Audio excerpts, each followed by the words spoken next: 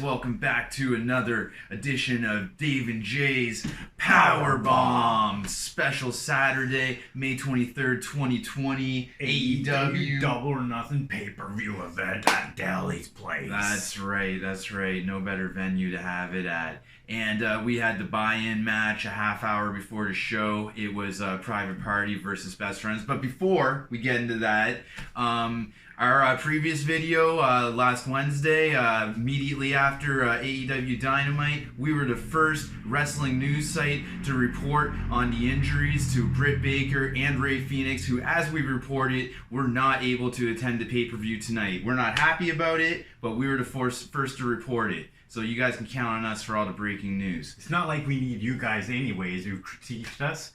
You know what? You didn't subscribe, so we don't need you because we're better than you.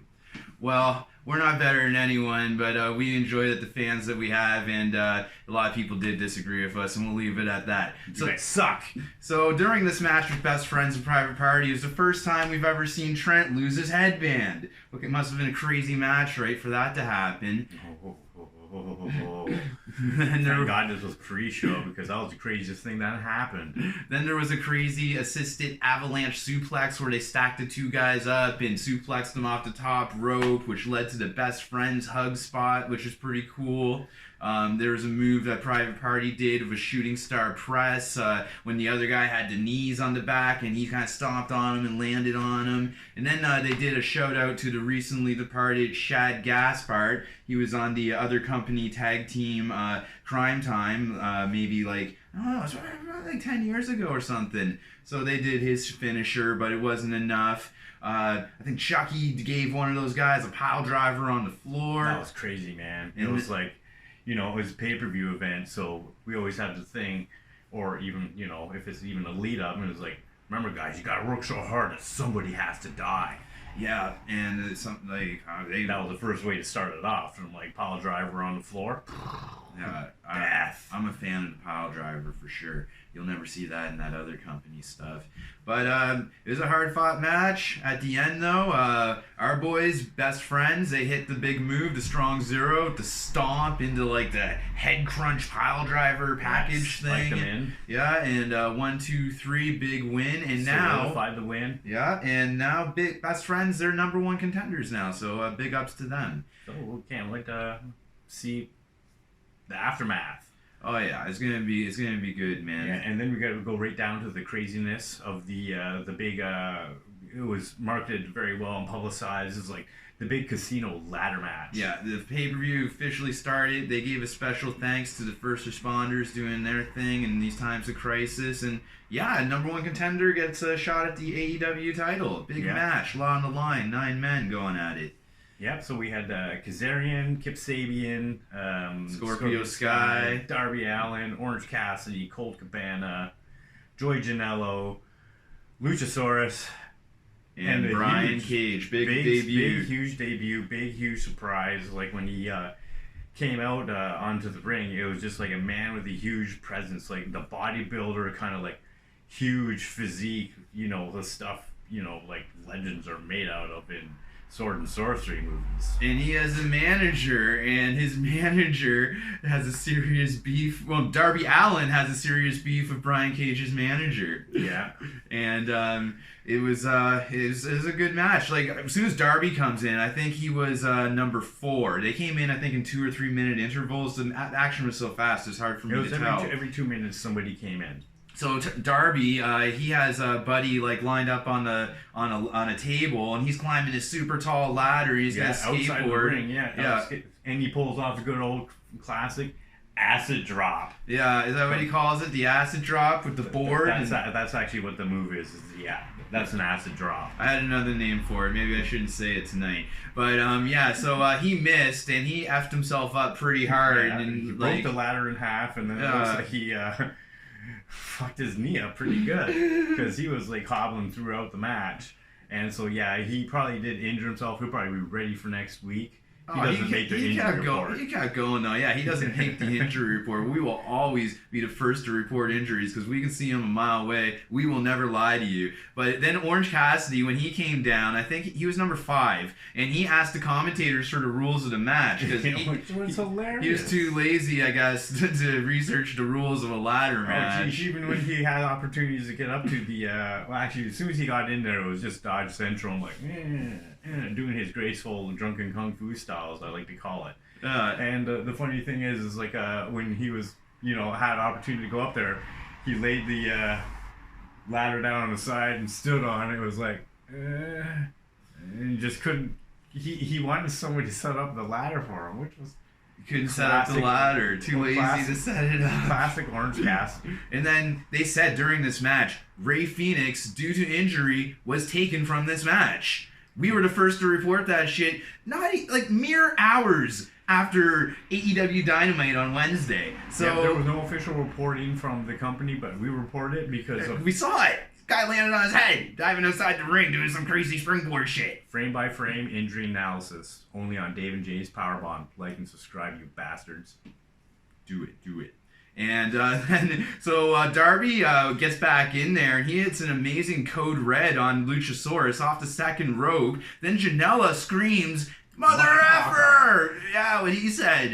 And then Cassidy catches a ride. I think he was on top of that Brian Cage guy. He was trying to get up there. Piggybacks him. Yeah, I'm not climbing up this ladder. I'm just going to lazily hitch a ride. And then everybody eventually pulled down Brian Cage, and they just like, you know what we got to do? Everybody just started laying the beat down on this force of nature. They eventually even threw him out of the ring, and then started piling anything they could on him. The set's littered with these gigantic poker chips, they're huge, and they piled a few of those on him, so he couldn't move for a bit. And then Kip Sabian hits one of those crazy corner-to-corner, coast-to-coast moves on someone. I forget who. It was even funny because Jimmy Cage was even in the match a few times, and we're just like, is he part of the match? Where did he come from? He's like, is this guy in the match, man? He's got like blood on his white suit. It's crazy. Yeah. And then Penelope gets involved, and she's trying to help her man out, and she falls off the ladder. I think Orange Cassidy pushes her or something, and then she falls onto Sabian, so they're out for a bit. And then the match just completely breaks down. Like SCU comes in, other faction members run in. It was just like a riot going on. There was a choke slam spot where Marco Stunt choke slams one of those guys off a ladder, but like Luchasaurus did all the work sort of thing. It was a step ladder. Yeah. And then what happened? Oh yeah, there was a running Death Valley driver off of the apron onto the poker chip onto that Cage guy. Like Janella did a crazy running Death Valley driver, and the guy like landed on the poker chip, and like Brian Cage is still underneath the poker chip. It was pretty crazy. Then the two members of SCU, they're on top of the ladder, and they're battling each other, whatever. And then Cage and Luchasaurus, they have a showdown. And then Cage hits a crazy pile driver on Darby, and then he has Darby on top of a ladder, and Darby is being gorilla pressed, and he tosses Darby right outside of the ring. Yeah, served up on a platter outside the ring. And then that was the lead up to the big finish, right? Oh shit. Oh, that's okay. There's a lot of pages tonight, folks. But yeah, Taz's new guy, Brian Cage, he climbs up the ladder and gets the big old poker chip, and he's your new #1 contender for whoever wins tonight against Moxley and Brodie Lee. And so then we go into some other matches. Oh yeah, this is great. MJF versus Jungle Boy. Oh, this was awesome. Like MJF, like this guy's a mega athlete, man. Not to take anything away from Jungle Boy, but holy shit, man, the shit MJF was pulling and like selling, like holy shit. So like basically it starts off and they're doing some crazy chain wrestling, and they end up doing matching headstands somehow, and they're slapping each other while they're on their heads. And then MJF telling them about the injury update, because we're always on this shit for you guys. Yeah, with all the injuries happening, MJF pulled a super awesome, amazing heel move where he was coming running on out, and I've seen this injury happen so many times where the knee just gives out and go down, and we all thought like it was real. The doctor came out, Jungle Boy Phoenix, Britt Baker, now MJF, like holy shit. Yeah, and then just just, when everybody was like, oh, and they kind of like slow down the match, just like Doc Samson MJF came out. gets all smart and just goes out there and smashes Jungle Boy a little bit more. Yeah, and then he comes off the top rope, and Jungle Boy's got his arm twisted up, and he does that double leg stomp around the arm. Like, yeah, definitely crazy. a lot about getting his.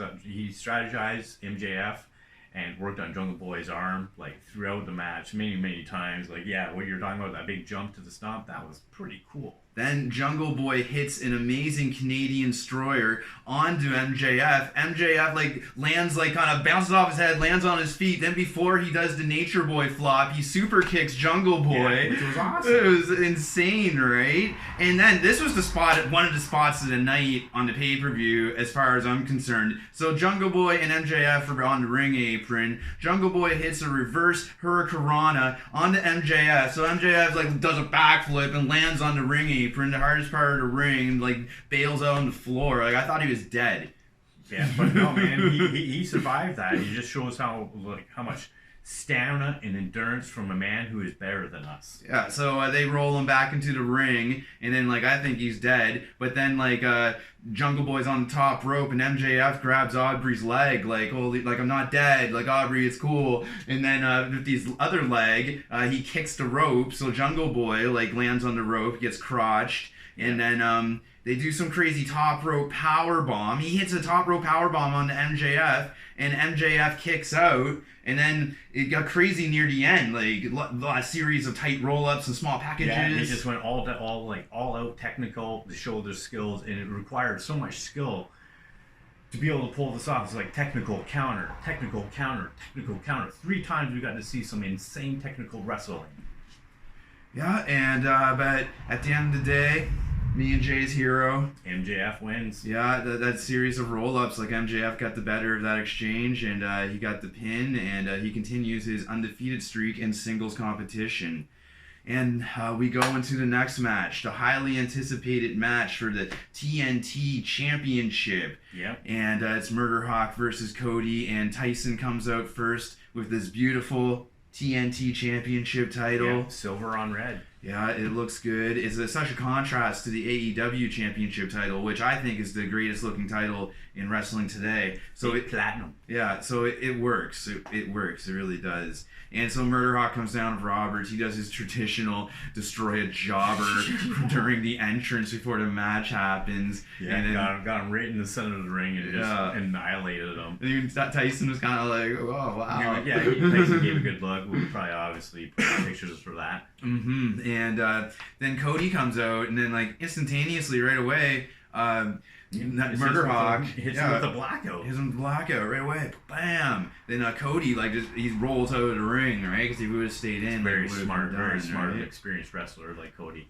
So they keep going, and Cody goes for one of those springboard cutters, but Murder Hawk, he hits him off the other rope and hits that pounce move, right? And awesome just little smokes tackle him, right? And then, it's pretty cool. Then Cody they're fighting outside the ring. Cody call that the Hawk Strike.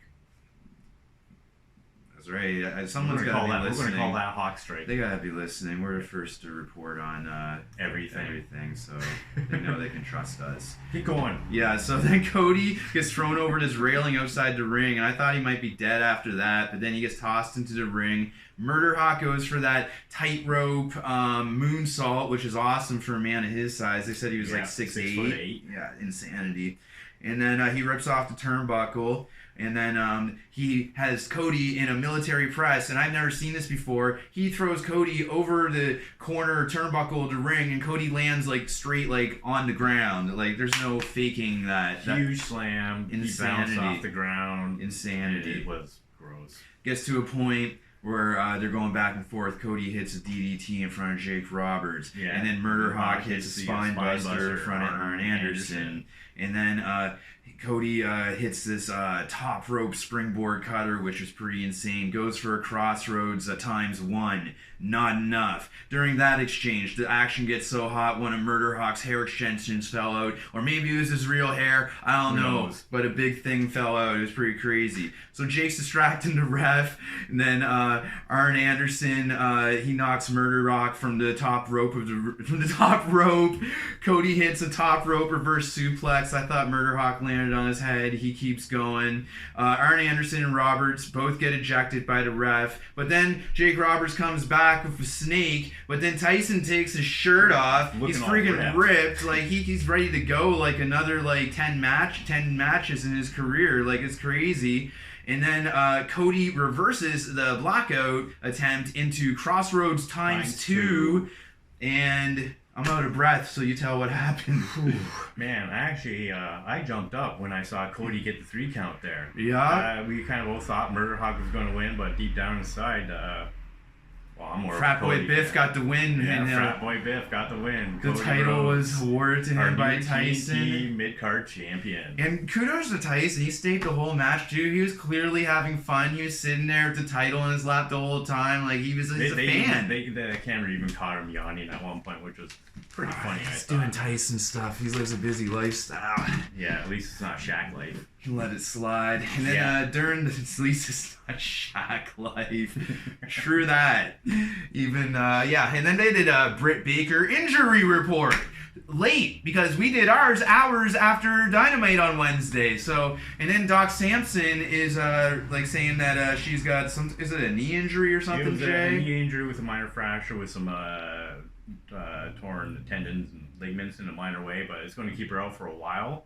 And I called it. I said it. She is seriously injured there. And I even talked about it in last show. Yeah. And I even told Dave. Dave thought it was one injury. And I said, no, look how she landed. Look how she's reacting. And then they kept her off camera to carry her off. Dave and Jay's Powerbomb right. You should subscribe because of that. Dude. Keep going, man. Penelope Ford with an injured Kip Sabian versus Kris Statlander, who they said going into this match is the number 2 contender to the Women's Championship, whoever that will be later on tonight. Yeah, this should have been Britt Baker in the match there. But she's injured. Yeah, we called it. We're not happy about it, but we have to report what we see, and we always will for you guys. So this was a mediocre match, actually, even for the women. The women usually kind of have several times in our show have been like, we call it the match of the night, but not tonight. This was actually even really lackluster for a pay-per-view. So big match to follow though with Cody and Murder Hawk. But yeah, so there's a bit of a spot. They did a suicide dive into the Super Bad Squad, Kip and Penelope, but then it just turned into the Big Bang Theory, which is Statlander's finisher into the pin. Statlander wins, certifies her spot as number 2 contender. Yeah. JR starts talking shit about Kip and Penelope's engagement, which I thought was kind of whack. I know. I kind of said that he has nothing to lose to try to and everything to gain if he tries to wedge himself into that relationship. Yeah, it's crazy. So then we had a match, or was it a match? I don't know. Shawn Spears versus Dustin Rhodes. Shawn Spears comes out with a suit on, and he's not ready to wrestle. He's all prepared to just make a mockery of the entire pay-per-view, and it was like he has Dustin Rhodes, introduction music, come on, playing and everything. He's like, ha, just kidding. Too easy, guys. I'm too easy. You guys are idiots for not liking Dave and Jay's Powerbomb. Or believing our injury reports, which are always true. Yeah.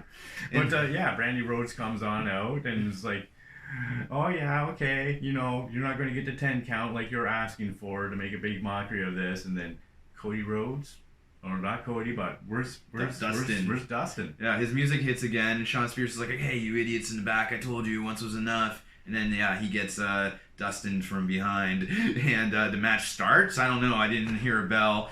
He flips off Cody's wife, and then Goldust strips down Shawn Spears. Yeah, it's kind of gross. Spanks his ass, and it's really funny because at one point when he was flopping around all naked, he had that little picture on the front of his crotch, and I thought he had a ball sticking out of his underwear or something for a while. I'm like, what is that? Is that his ball sticking out? Something else, man. He had a picture of that old man, manager of his, Tully Blanchard, where his stuff should be. It looked like a nut popped out or something, but it was just a picture of some old man. Yeah, but the legend himself, he gets the final reckoning on. Yeah, that twisting suplex move. Yeah, it's pretty effective. Then goes for the pin. 1, 2, 3.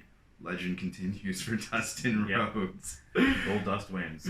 Then we have our women's championship title match of the night, where Hikaru Shida is challenging our champion, the Native Beast, Nyla Rhodes. It is a no DQ match and no countout match, and Nyla still has that stolen kendo stick that you told me about, because I guess there's buzzing about it on social media, Fake which fan. I am on. Fake fan my ass. I have my own wrestling show. So do you. Yeah, you're the face, I'm the heel, so I gotta point out your trash character. Oh man, I do what I can. Alright, so they're doing some kendo stick stuff. Nyla's with the beats on Shida for a bit. Shida gets put through a poker table, which was kind of cool. Then there's some more chair stuff. Then Shida gets a gust of strength and does a running knee strike off that giant stack of poker chips that they had to pile onto Brian Cage earlier. Yeah, a lot of outside of the ring action. Yeah, it was pretty cool. And then, more outside the ring action, suplex onto the kendo stick. Nyla Rose did her big move where she has Shida draped over her top ropes, climbs up to the top rope, hits that diving knee off the top rope. And then we went further. There was a power bomb through the table in the corner by Nyla. Like, Shida took a beating, like, this whole match. They both sort of did. Because then Shida throws a stick at Nyla, and then she hits off the top rope some avalanche falcon arrow onto, like, 250 pounds of Nyla Rose or whatever she is. Shida actually needs to up her finishing move. Like, sure, she's got the big knee strike, but that broken arrow, or what do you call it? The falcon arrow. The falcon arrow never ever truly works. It never gets it done. Shida, you need to work on your finishing power move. Maybe even use, charge up, get an extra charge bar for your attack. Yeah, so then she went into some charge bar and hit another running knee strike, which was a kick out. Then she went to the head a bunch of times with the kendo stick, which was enough to do enough damage. Another running knee strike, and we got our 1, 2, 3. And you and I are down into predictions against the Bookers this week at this pay-per-view, because we have a new AEW Women's Champion, Hikaru Shida, taking down a favorite of ours, Native Beast. I'll give her just due. Hikaru Shida, she's been here since the beginning, right? Yeah. And doing her thing. So big shout out for that. You get the page here. Alrighty. Then we have our second main event of the night. We're not going to go into too much detail on this. This is a bit of a momentum stopper. It's our AEW championship match. The Exalted One, Brodie Lee, versus Jon Moxley, who is our AEW champ going into this match. But we'll truthfully cover everything about Jon Moxley, because there's a lot of Jon Moxley fans. We've never talked shit about Moxley, that piece of trash. There are a lot of Moxley fans. Can't get on it. Okay, so going into the match, we got like a bunch of security guys in the ring. They're all wearing those virus masks, so I thought they were Dark Order guys at first, but they're not. Trying to make it look like it's a much more dangerous event. So we got to keep the ring separated.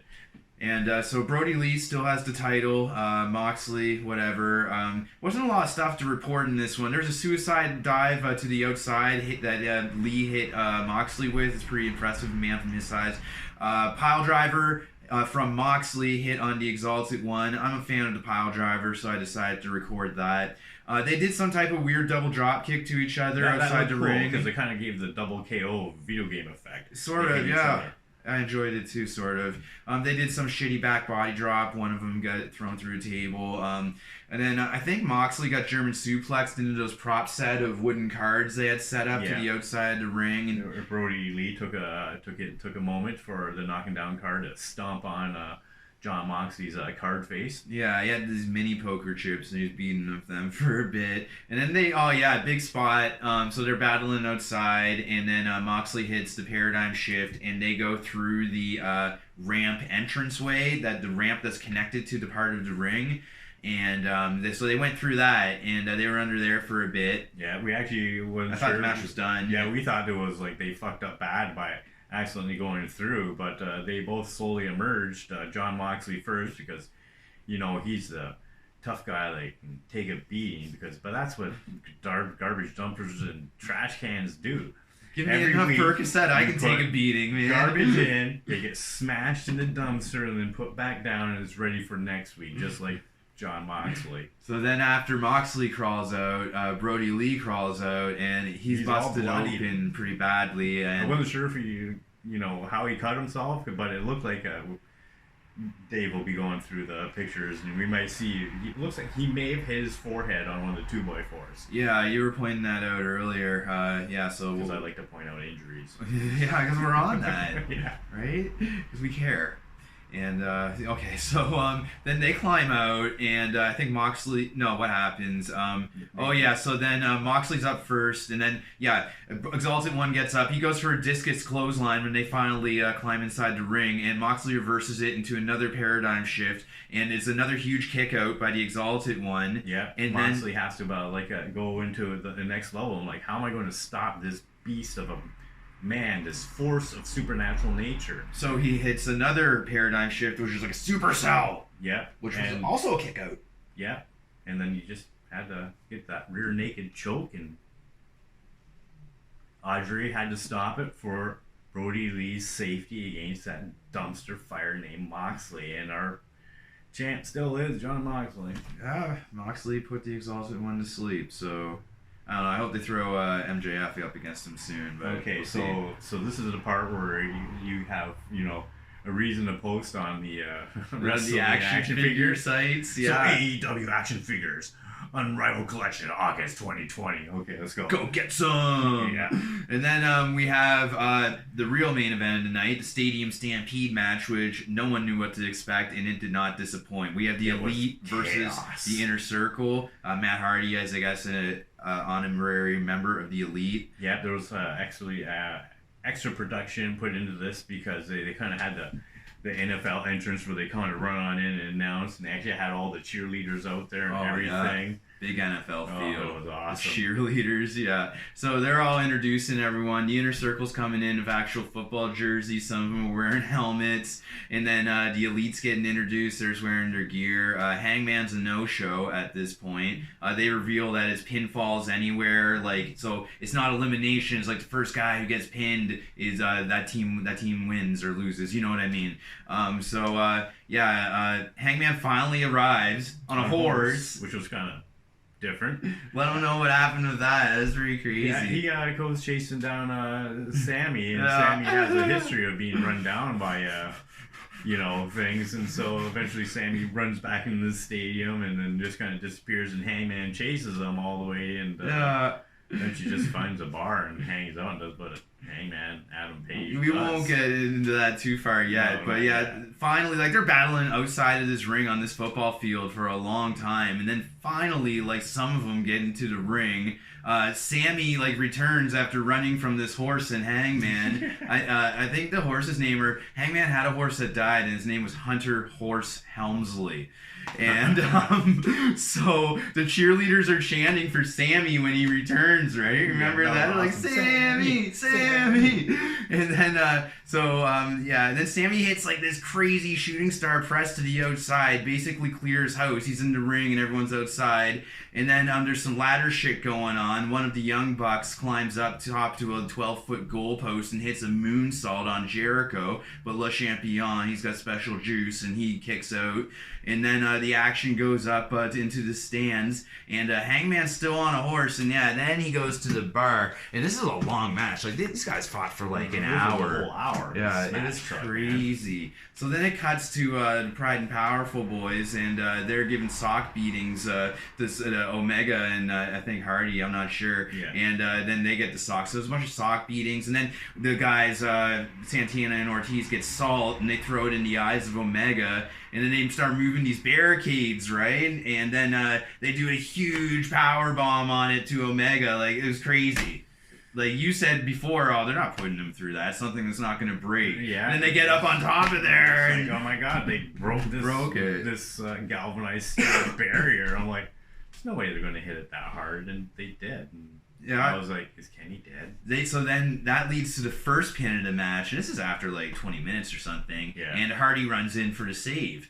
And then there's some wheelchair gets introduced, and there's a wheelchair beating. There's a pool. They throw Matt Hardy into the pool, and this is where it kind of gets crazy because Ortiz can't swim, right? But it's only 3 feet deep. Yeah, so he mans up, and they try to drown Matt Hardy. But how many Matt Hardys did we get to see? We got to see all the Matt Hardys. You got to see Matt Hardy 1.0. We got to see Damascus and what was it, Party Time Rich Boy Matt Hardy. I forget what his name was. I don't think I've met Party Time Rich Boy Matt Hardy. No, man. I was like looking at this, but I don't know enough history about it to really know too much about it. Yeah, I recognize a lot of them just from watching other company being brainwashed by that stupid shit for so long. So thank God for AEW. But then, so yeah, a bunch of Matt Hardys come back, but then they leave him for dead, and then they say there must be some waters from the Lake of Reincarnation inside that swimming pool at that football stadium. Yeah, that's why we got all our Matt Hardys. And then Matt Hardy came out and he wanted revenge for what they did to Vanguard 1 on Wednesday, I believe it was. And then he back body drops some of those guys into tables, and then he takes one of those guys and like puts him inside a bell and literally rings their bell. And then he ties Santana up to the wheelchair, and then I think he locks him in an ice freezer. And then they're cutting to different scenes now or something. It's pretty cool. Jake Hagar is searching for Hangman, and he finds him at the bar, and they're drinking. Yeah, they're having like a guy moment for a moment. Like, we're here to drink or fight, and they first they had a drink, and it was like, it's like that scene in Heat with Pacino and De Niro at the coffee shop. Yeah, and then Hangman is like, nah, I actually was here to fight, and just drops his drink and just like. Those two start going at it finally. And yeah, it is a pretty crazy part of the match. You got to see how indestructible Jake Hager is. Yeah, like Hangman does a backflip off of the bar, and then Hager rock bottoms Hangman onto the pool table, and then he does that classic movie scene where they take him and they run the guy the length of the bar. They watch the bar. Like, Jake Hager grabbed him. I was just like, no way they're going to do it, and they did it, and I'm just like, man. Nobody's done it that good since Bill and Ted's Excellent Adventure. And then they do, Hager gives Hangman a gut wrench power bomb, which is a classic move of his, through a table. Goes for a pin. I thought it would have been over there, but kicks out. And then Omega comes in, and they start throwing all these wine bottles at Hager. It's like a dozen of them or something. How many bottles of all headshots?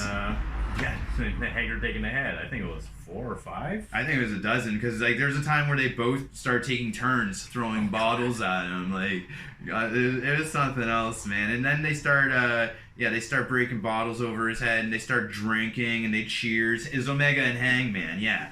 And then Sammy starts taking these locomotion suplexes from the Young Bucks guy, and it goes on like the full length of the football field. He starts, and they're cutting to other things. By the time it's done, they went 100 yards to the other touchdown zone. Like, it was nuts. Well, this is going on. Jericho takes one of those field markers and hurls it as like a javelin at some dude's head. Yeah. And then he starts getting footballs thrown at him. And then the mascot gets involved. Yeah, he got Judas. It was totally awesome. He was like, It was. But the best part was like he was almost had the pin, and then didn't get the pin, and then he pulls out a red flag and demands a review of the pin with Audrey, and so they went and did the review. Oh, this was great. Yeah, and for the rest. Yeah, Jericho challenged to play, and it went unchallenged. Like, the challenge didn't stand, and then Jericho gets all mad at Aubrey. Like, the match will go on. You're a shitty referee. That was awesome. It was great. And then after Sammy takes like these 100 locomotion Northern Light suplexes to the other side of the football arena, the Jackson brother, they kind of are like. You can tell they drew some inspiration from the Hardys, right? I get it mixed up. So he's doing like some kind of end zone dance, and then Rick Knox comes in like unsportsmanlike conduct, so excessive celebration.